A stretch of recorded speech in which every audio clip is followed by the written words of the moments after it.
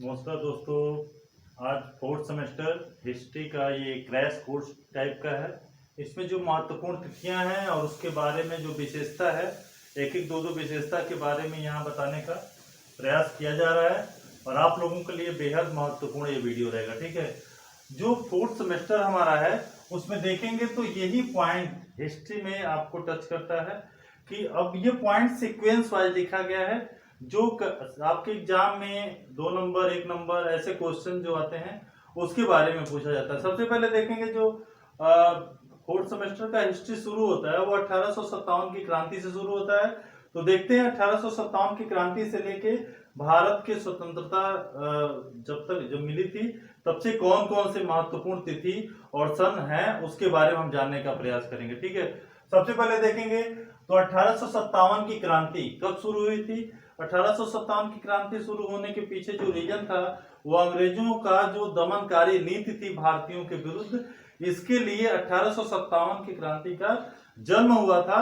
और जो इसका मेन सबसे बड़ा रीजन बना था वो चर्बी जो लगा था, जो गाय के चमड़े का होता था, उसका जो कारतूस पर लगाई जाती थी उसके विरोध के कारण ये मतलब 1857 की क्रांति मतलब पनपी थी। तो उसमें सबसे पहले बैरकपुर छावनी जो पश्चिम बंगाल में स्थित है वहां पर मंगल पांडे ने 29 मार्च 1857 को विद्रोह किया था।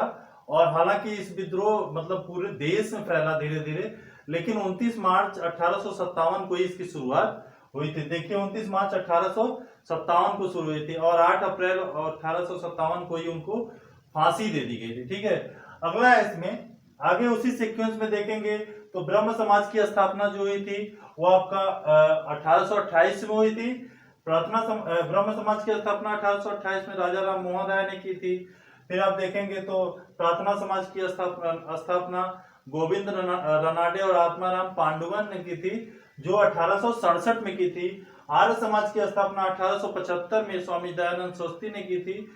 इसके बाद है रामकृष्ण मिशन, ये 1897 में इसकी स्थापना स्वामी विवेकानंद ने की थी। अगला देखेंगे जो महत्वपूर्ण पॉइंट है, भारतीय राष्ट्रीय कांग्रेस की स्थापना 1885 में हुई थी।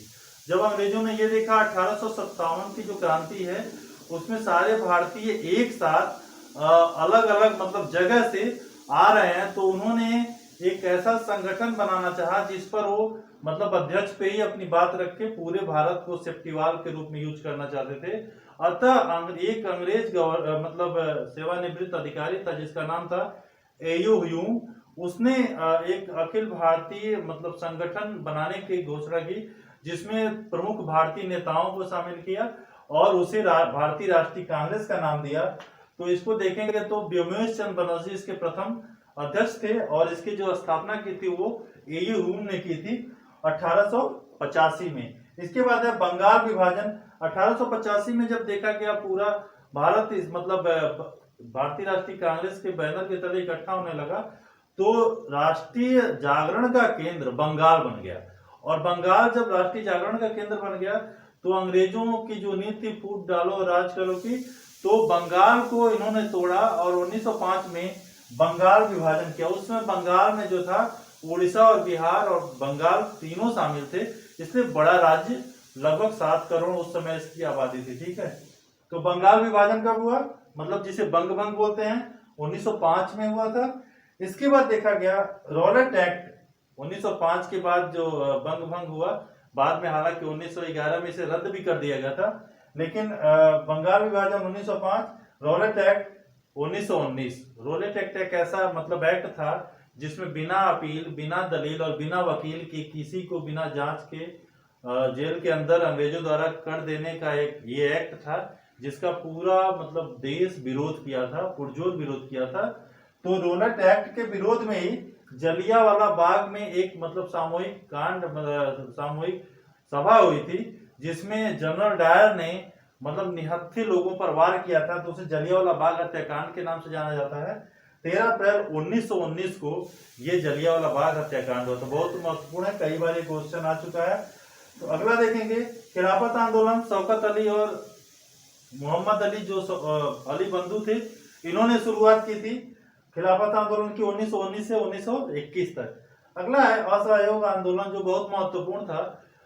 जलियांवाला बाग हत्याकांड, रॉलेट एक्ट, खिलाफत आंदोलन के उत्तर में महात्मा गांधी जो भारतीय स्वतंत्रता के नायक थे, उन्होंने असहयोग आंदोलन की शुरुआत की और 1 अगस्त 1920 को असहयोग आंदोलन की शुरुआत इन्होंने की। इनका जो मेन मकसद था सरकारी चीजों का पूर्ण रूप से बहिष्कार करना। ठीक है, आगे देखेंगे। असहयोग आंदोलन चला, उसके बाद चौरी चौरा कांड जो हुआ 5 फरवरी 1922 को हुई और इसी घटना के बाद असहयोग आंदोलन को महात्मा गांधी ने वापस ले लिया था। ठीक है, जब ये हो गया तो आगे ये देखा गया कि जब बहुत सारे नेता रुष्ट हो गए और स्वराज दल की स्थापना किए, तो स्वराज दल की स्थापना मोतीलाल नेहरू और चित्तरंजन दास ने किया था 1923 में। ठीक है, स्वराज दल की स्थापना 1923 में हुई थी।